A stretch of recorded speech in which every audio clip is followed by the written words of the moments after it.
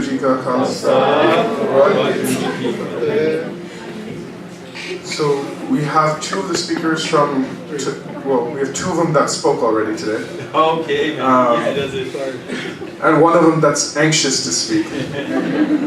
So we have Gurvinder Kaur, Santveer Singh, and Jagmeet Singh. We have some questions in this box already. Feel free to come up and put questions in the box.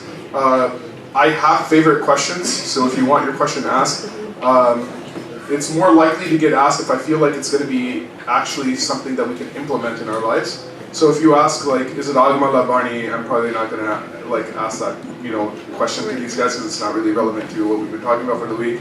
If you ask like the standard 3 or 4 questions that just get in fights and debates where we're not, those probably are not going to get asked. Okay, but if you ask a question on hey, how can I do X, Y, and Z in my life? I find that to be more helpful to me personally, and hopefully to you guys as well. So that's more likely to get asked. Does that sound fair? Yeah. When are we supposed to get the... You can if you have a piece of paper from your notebooks and a pen, feel free to write it and just put it in this box. I don't care who put it in, and I won't be keeping track.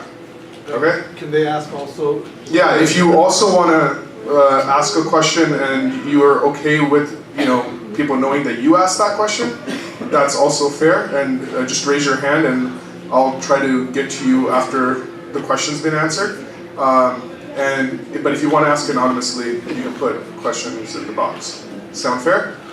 Cool, awesome, thank you guys. So the first question is actually, the person wrote that is for Jagmeet Singh and Gurvinder Kaur, but I think Santveer Singh can answer this as well, which is, what do you do to pick yourself up after a downfall? Or an event in your life that kind of puts you down and has you feeling negative? What techniques do you use to kind of lift yourself up and out of that? That's a good question. So I went to a youth training, like a youth leadership training event where I was supposed to speak and teach people. But at the end of my session, I actually sat in and listened to the other speakers because I thought I could learn too. So one of the speakers did this really cool thing, and I actually have implemented it. So she said to the crowd, can people name 10 things that make them happy, 10 activities that make you happy, but they can't involve eating food that's unhealthy. So if you're like, oh, I feel happy eating a box of, like an entire box of Oreos or something, or a box of like chips or cookies. It can't be that, because that's not, you can't do that always because you're gonna get sick or something, right? So it can't be something that hurts like your physical health. It can't be something that costs money, because you're like, oh, I love shopping. You can't, like, shopping's not sustainable. You can't shop every time you're sad.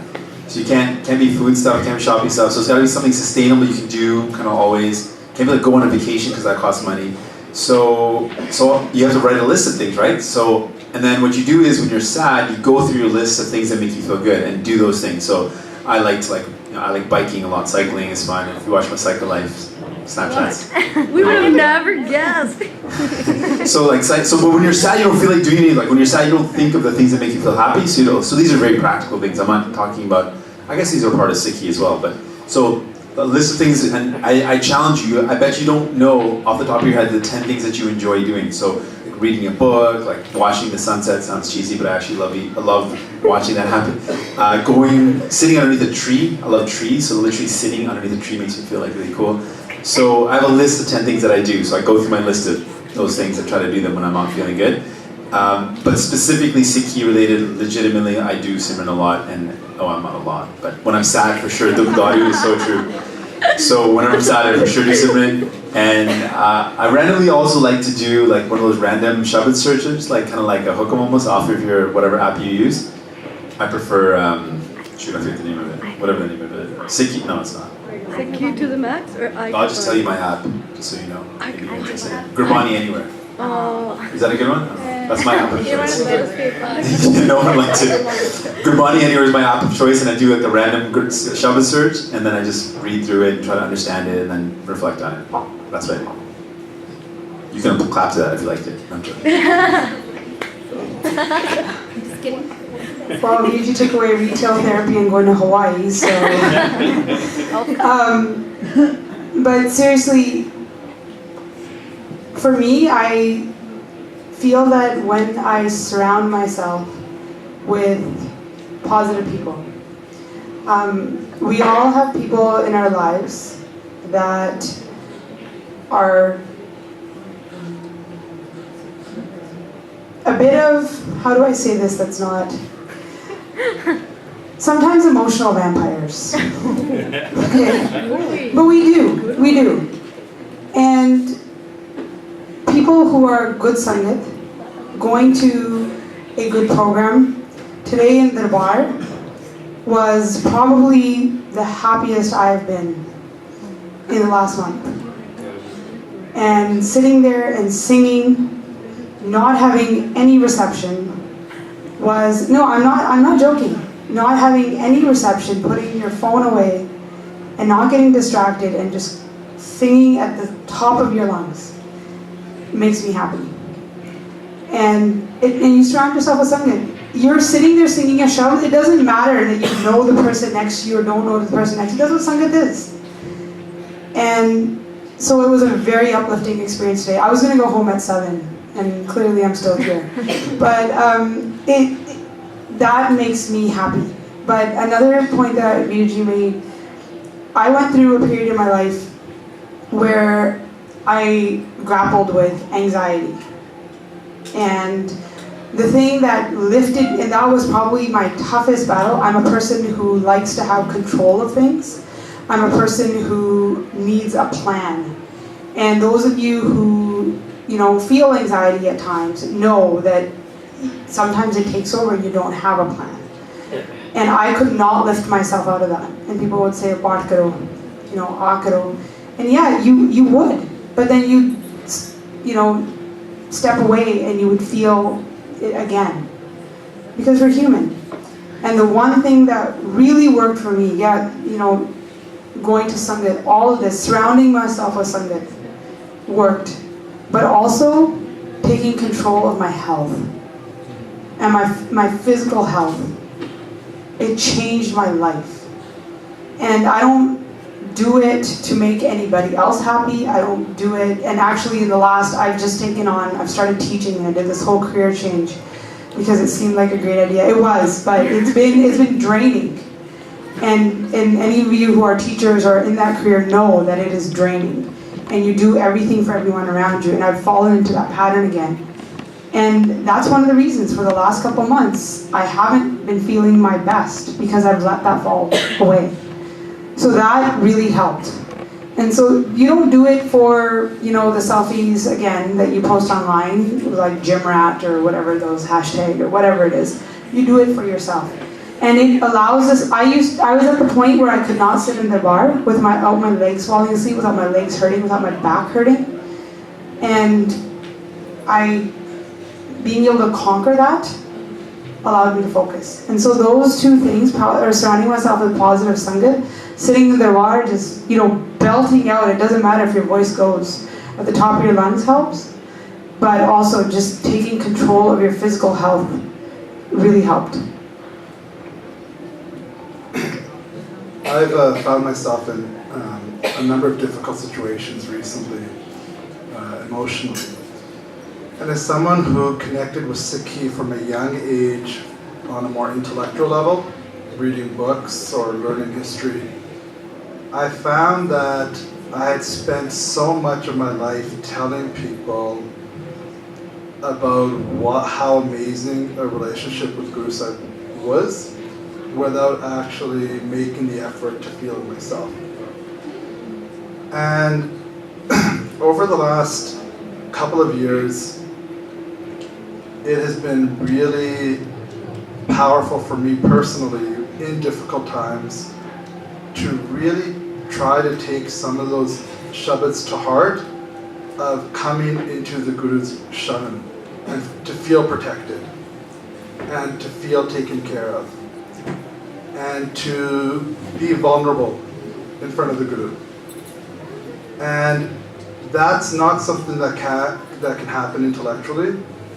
It has to be a heartfelt thing, and it's a really difficult thing to open yourself up to. I found personally that two things have helped me the most, and that is doing ardas and really speaking to Guru Sahib. in a comfortable manner and not in a formal way. And not putting on a performance, which is what I feel I do a lot of times when I'm doing Sikhi stuff. And the second one was being much more careful about my nickname and which bodies I was adding to my nickname as well. And trying to add more bodies to my nickname. And trying to get to a place where I can enjoy doing nickname. Where doing nickname felt like a really amazing thing to do. And that if I had to rush in the morning because I had to get the kids ready or something else, that I missed that I didn't get to do that extra body in the morning or something. And so those two things have helped me begin to be able to weather difficult times. That's what's been useful for me.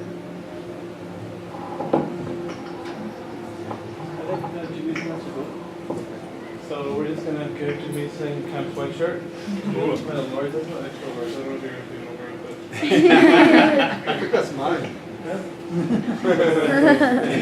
I'll put it on my wall. Bole so nihal. Sat Sri Akal. We thank Jimmy Singh Guruji for coming. Once, and if he does announce for the federal leadership, we're going to let everyone know.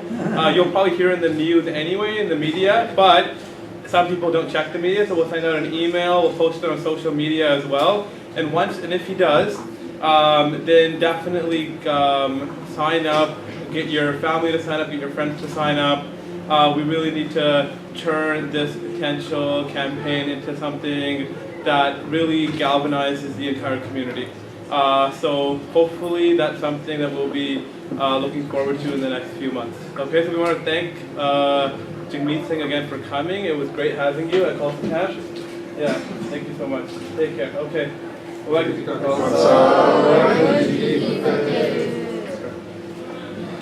There are actually some questions related to your thing. We'll just email them to you. Okay? Yeah, it's good. All right, you can respond on Twitter. Does that? Our president seems to do it quite effectively. Yeah. Okay. Oh God.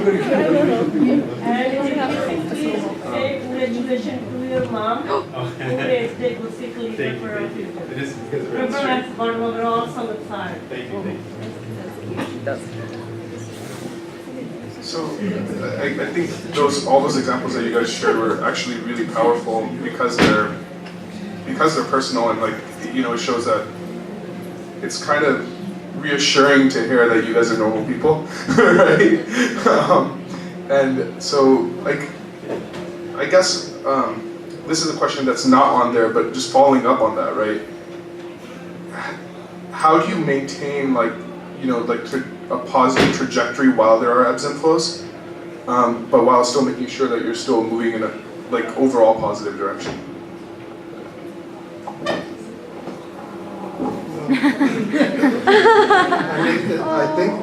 I think the answer is Sangat, to be honest.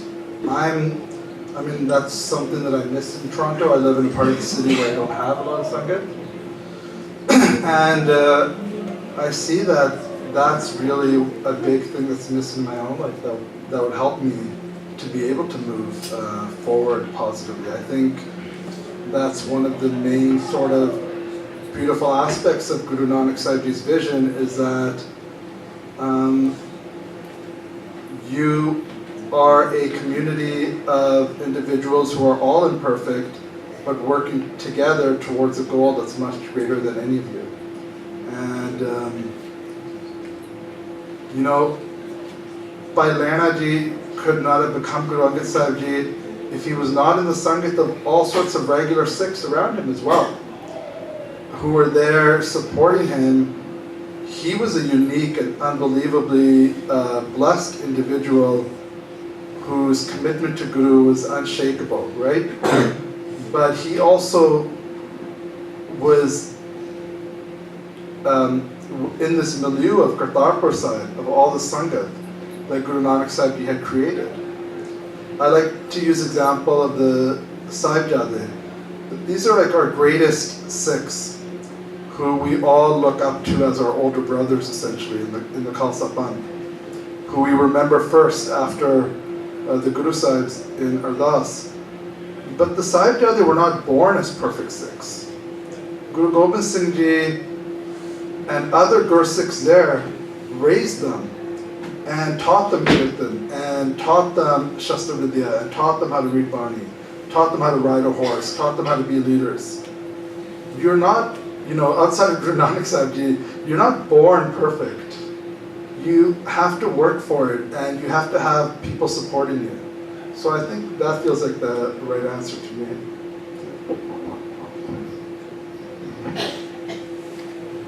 I had to think about it, and I think when we talk about Sangat, and I've had this question asked at camps before, which is, well, how do I find that Sangat?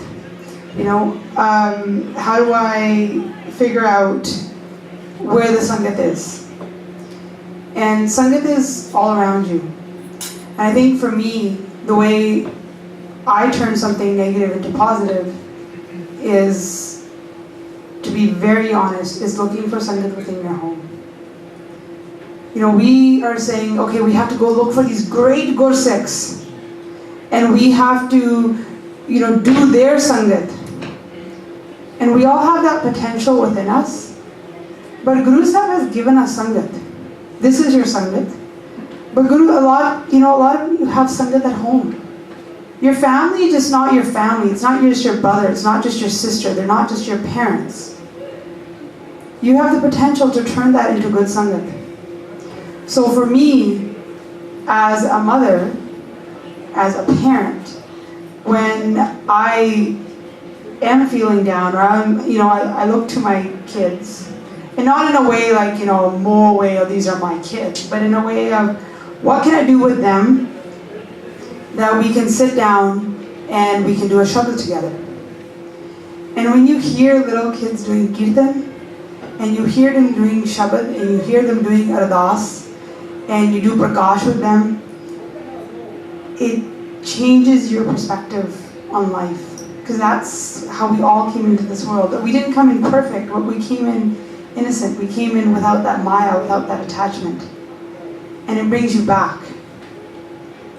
This is what I need to get to.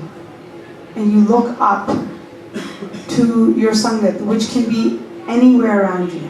So we're not telling you to go far. It could be a friend's house, it could be your own house if you are blessed in that way. But I've heard of families where it's one child who takes Amrit, who cries to take Amrit. And they hold the parents in that path. So you keep trying to create that Sangat around you. And, so it's not unattainable. It's around you. And I think that's the one thing we don't realize, that it's all around us. And that's why Grist Jivan is so Mahan. Because that's Sangat for life. And we don't take advantage of that. But that's Sangat for life. And, I've been married for 11 years, and I'm just starting to realize that. I'm just starting to realize that, the potential there. So it's all around you. That was a really beautiful thing, and it reminds me of what Bhai Gurdas says, that Ek Sikh, Doi Saad Sangat, Panji Parmeshwar, that you just need 2 Sikhs to have a Sangat. And that is the ultimate goal of every married couple, that if you can be a Sangat for each other and help each other develop, that's what marriage is about for a Sikh. It's about personal and spiritual growth and development. By the way, if you have questions on the floor, again, just feel free to raise your hand and we'll get to you. So, on the question of, family, and there's a question around, should there be a head of, the family, so to speak? And this kind of goes to the talk from the morning, and or should it be mutual, and how do you balance that? Or is there one right answer? I'm guessing there isn't, but how you would want to frame that and think about that? I'm the head of my family. My husband just walked in, so I have to say that. you know what, if we start to get into roles in your family, we all have, stepping outside of what a man's role is and what a woman's role is, we all have our strengths and we all have our weaknesses. Okay? My weaknesses, I go from 0 to 100 in my emotions in about 2 seconds. Okay? My husband's strength is calm down. That never works, by the way. But seriously, we have strengths and we have weaknesses. And every couple that I have met that has a good marriage or has that foundation, they complement each other in their strengths and weaknesses. It's some sort of, I don't know what it is, opposite strength, I don't know what it is. Okay? But we all have our strengths and we need to use those strengths and weaknesses to play the role in our family. I don't believe in a head of a family or who's going to set the tone in a family. Yeah, some people have more dominating personalities. It could be the wife, it could be the husband, right? But then there's the ones that are strong and quiet and don't say much, but when they do say it, you should listen. To me, it's a personality thing. And if you don't have that mutual respect and you don't work together on that path, and one person's the head, the other person's not, you have to pull each other at different times. You're down, your spouse may be high. And it's their job to pull you up. And vice versa. It's not about being ahead, you work together. It's about being a team. I can't put it any other way. It's about being a team. And there is no head or who wears the pants in the family. It doesn't work like that. Because you start doing that, you start assigning those roles, one person's going to be very unhappy. And you're going to fall from that Jardikala spirit. You can't keep score. You can't. You cannot keep score. You start keeping score, it doesn't end up anywhere good. Another question on families is, how do you deal with it when your family maybe isn't the most supportive from a Sikhi perspective? And specifically this question talked about when they go to parties where there's alcohol and meat and you don't want to be around that. Are there what are some positive ways in order to deal with that? I think this might be a little bit difficult for Gurminder and me because we both come from families where we've been very lucky not to have to face those types of issues. With Guru Sahib's Kirpa, but I know of people a lot of people who've had to face issues like that. And I think there's different ways of dealing with it. I think what's important is to know that conflict is never healthy and it will never get you what you want.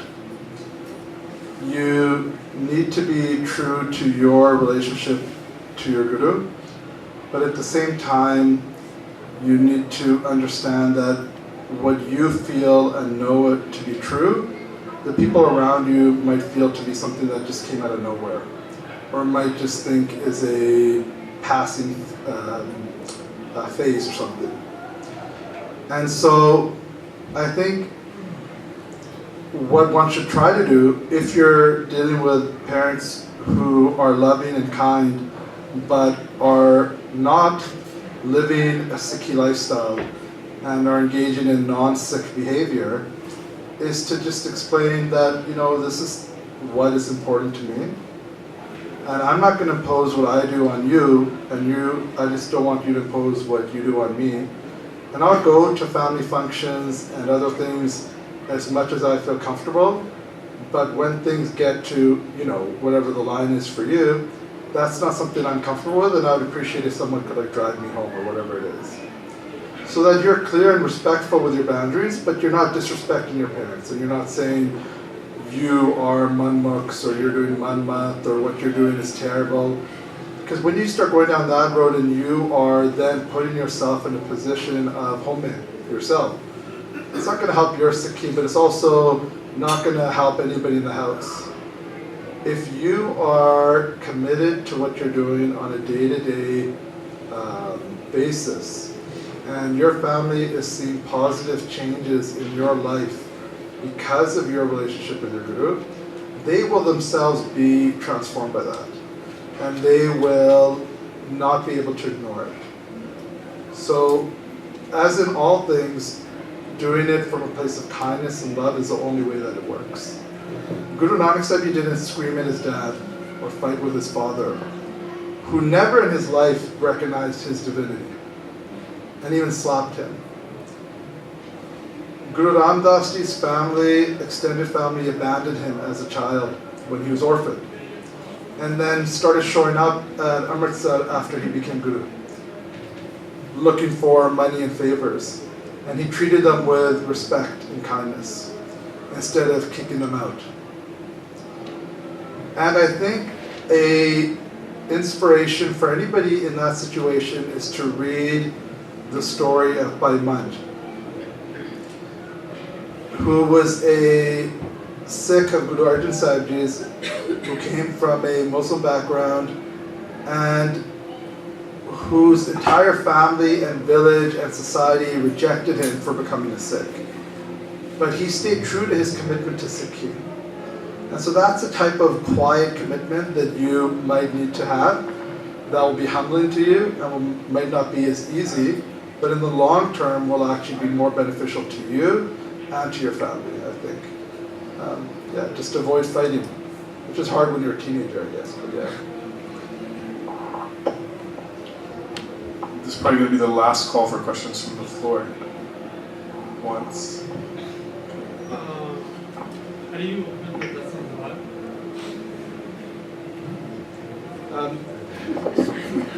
Guru Amar Das Ji explains in Anand Sahib, so just read Anand Sahib and the answer will be there. What was the question?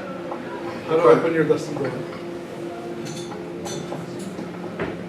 So any other questions from the floor? Going once, going twice. Okay, so we're gonna have probably one or two more questions and then I think we've exhausted them. Somebody asked the question that Gurbani says, Bin kartar na kirtam mano. So then how, if God is in control of everything or Vaidu is in control of everything, then how do I reconcile that with putting in effort and things like that?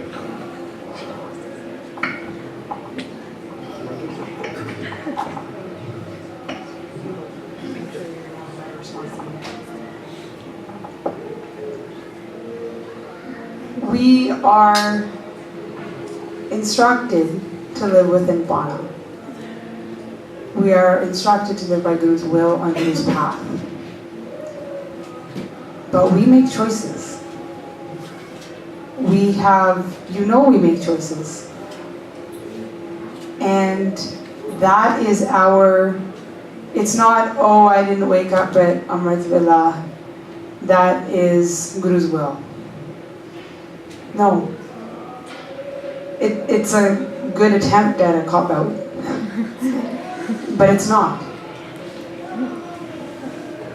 We have to show our devotion to our Guru. We have to follow Guru Limat. Because what are the things that we are trying to control? What's the one thing that we're trying to control here? Our mind. And it's like, I think one of the government teachers said to the kids at Khalsa school, it's the best way I can describe it. Your mind is like a puppy dog. Running around in every direction, fascinated by everything around it. With the wide eye, just this taking everything in. It's not Guru Sahib's job.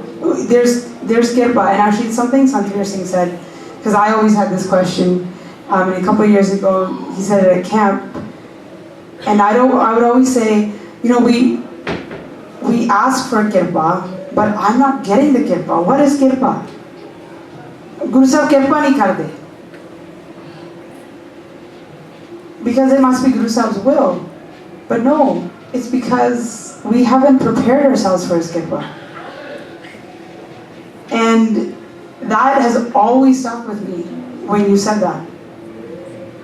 And this is where I got it from. And it answered a question that I had had my whole entire life. It's true, I'm not ready for Guru Sahib's Kripa.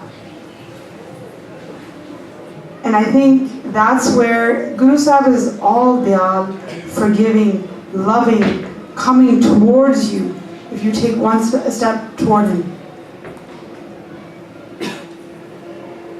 But we have to be willing to show our devotion.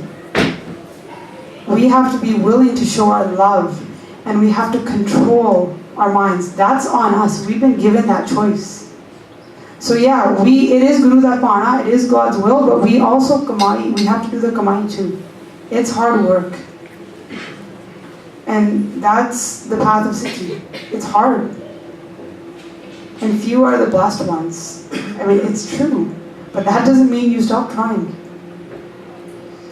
And so it's actually, I gave you an answer where something you're saying answered the question for me 2 years ago. But it's true. This question of free will comes up a lot. And it shows that like we're trapped in sort of Western modes of thinking. Siddharth Kapoor Singh has a really good answer to the answer of free will. He says, none of us have free will. We are in the will of Kam, Krodh, Lodh, Moh, and God. That's not free will. So when you think you have free will, you don't have free will. We are actually in the sway of our mind. Every single thing that happens in this universe, from its creation until its ultimate death, happens because of Vaheguru Sahib Ji. The power and the ability of Vaheguru Sahib Ji is outside of our comprehension.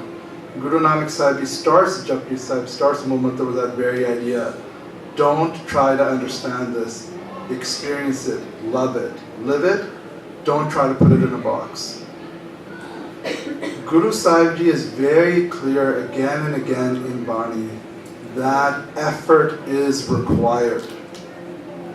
Guru Sahib Ji says in Asadiwad, Apna hapti apna, ape hi kaj savaliye. In fact, Guru Nanak Sahib Ji ends Japji Sahib with what line? Jinni naam te aaya, ge masakkat ka. Jinnah ne kam kita, such hard work that they sweated on their brow. Guru Sahib Ji is saying. He's not saying that this comes easy. He's saying this takes effort. And that effort has to be put in order for the result to be seen. How much effort is required? You can have someone like Bhai Lerna Ji who meets Guru Nanak Sahib Ji once and is transformed.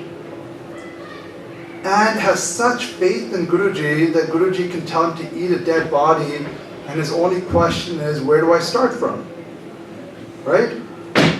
Or you can have someone who spends their whole life searching for an answer and finally comes back to Guru Sahib and says, Guruji, I was wrong all this time. You were right. You have someone like Baba Amar Das who just heard Japji Sahib being sung over the wall of the neighbor's house, of his brother's house, by Guru Angad Sahib Ji's daughter. And Bibi Amro's singing of Japji Sahib was so beautiful and powerful, and the Bani was so powerful, that all Guru Baba Amar Das had to do was hear it and he was transformed. So we can see in our own history, modern history, I'll give an example of two people who are considered the greatest Sikhs of the 20th century. And you can't say that one is better than the other because their introduction to Sikhi was different. On one hand, you have Bharat Singh, who spends his whole childhood, teenage years, and early 20s searching for the Guru, and keeps going from path to different path and following different sadhus, and doesn't feel the connection that he knows he wants inside. That thirst that he has isn't being fulfilled. Then you have someone like Baba Jarnail Singh, who comes from a family that doesn't support him in Sikhi at all. He's the youngest child of the second wife of a man, and he's treated like garbage within his own family. And yet by the age of 5, he somehow has memorized all of Sukhmani Sahib. So it's not to say that Baba Jarnail Singh's a better Sikh than Bhadir Singh, who had to search for 20 years, whereas Baba Jarnail Singh somehow just had this blessing as a baby, right? But all of us have our own journeys that we go on. You will find people in your life who will just get introduced to Sikhi, and in 3 years they're doing better kirtan than you ever did. And you're like, what happened? That's amazing. You'll meet people and they will be doing Bach better than you ever did. Their commitment to it is stronger than you ever had. And instead of being jealous, you should be proud and be amazed. Everybody has to make effort. How much effort you have to make is out of our control. Guru Sahib doesn't tell you, Sikhi is not an equation. Sikhi is not like old religions where here's a murti, if I give the murti this many flowers and this much dud, then I'll get this back from the murti. That's not what your guru is. Your guru is not a bank. Your Guru Sahib is something where you go to give your head, and your Guruji gives you eternal life, Amrit, in return. That's what Guruji is. So in exchange for Amrit, you give your head. And giving your head means that when Guruji says, go run up into a tree and shake it to get matyai, you go and do that without thinking. When Guruji says, what time is it outside, to Pailena ji says, I don't know. I can't even tell if it's day or night because I'm so stupid without you, Guruji. That's giving up your head. It means, like the Shabad that Benji was singing today, that you have given up all of your jalak, all of your thinking your way through things, and we do it all the time. We're like, okay, we make equations. We make the equation when we go to bed.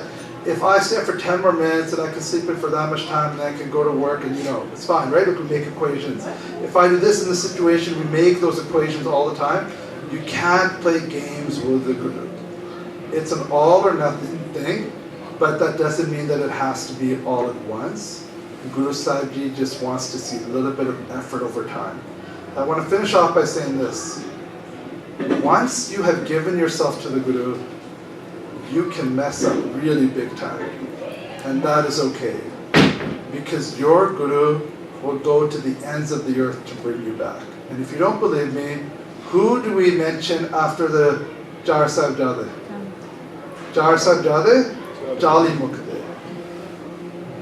Now, out of all of the Gursikhs in Sikh Ityas that we could have remembered there, why did we remember 40 people who turned their back on the Guru?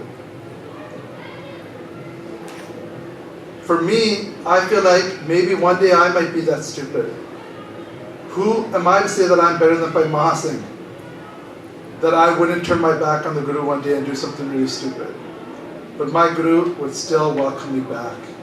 That Guruji kept that letter with him through losing his children, through losing all of his possessions, through walking through the jungle with bare feet, sleeping on rocks. Guruji didn't lose that letter that Mahasin gave him.